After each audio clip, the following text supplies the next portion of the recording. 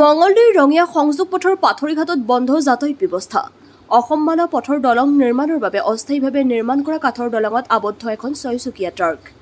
গধুৰ যান-বাহনৰ প্ৰৱেশত বাধা আছিল যদিও চিমেণ্ট কঢ়িয়াই অনা ট্ৰাকখন উঠাই দিয়ে কাঠৰ দলংখনৰ ওপৰত, যাৰ ফলত দলঙৰ এটা অংশ বহি যায়। আবদ্ধ হৈ পৰে ট্ৰাকখন। ৰাজপথত আবদ্ধ সহস্ৰাধিক ৰাইজ আৰু স্কুলীয়া ছাত্ৰ-ছাত্ৰী। উল্লেখযোগ্য যে ৰাইজে দলঙৰ ওপৰে ট্ৰাক উঠাবলৈ বাধা কৰাৰ পিছতো ট্ৰাকৰ ড্ৰাইভাৰে ময়মতালিয়ে ট্ৰাকখন উঠোৱাৰ ফলত আবদ্ধ হয় ট্ৰাকখন।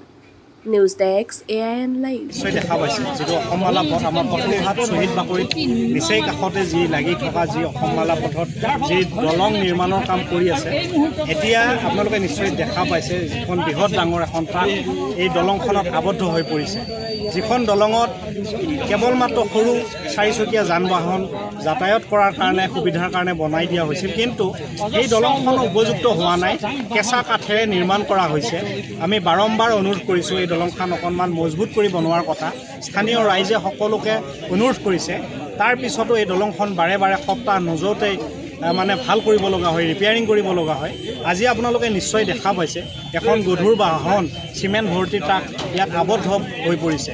এই জধামূৰ্খ ড্ৰাইভাৰজনে কোনো কথা চিন্তা নকৰি স্থানীয় ৰাইজে মানা কৰা স্বত্তেও তেওঁ এই দলংখনত উঠাই দিলে, যাৰ কাৰণত এতিয়া আবদ্ধ হৈ পৰিল। আপোনালোকে নিশ্চয় দেখা পাইছে স্কুলীয়া ছাত্ৰ-ছাত্ৰীকে ধৰি আৰু বিভিন্ন এই পথচাৰী ইয়াত আবদ্ধ হৈ পৰিছে।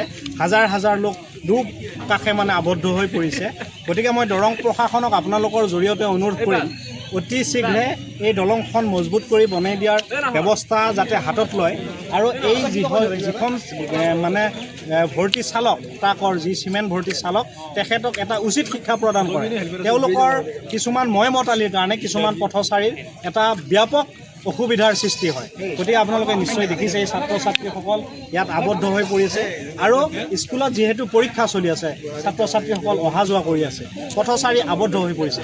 গতিকে আপোনালোকৰ জৰিয়তে মই অনুৰোধ কৰিছোঁ যাতে অতি সোনকালে ইয়াৰ এটা উচিত ব্যৱস্থা।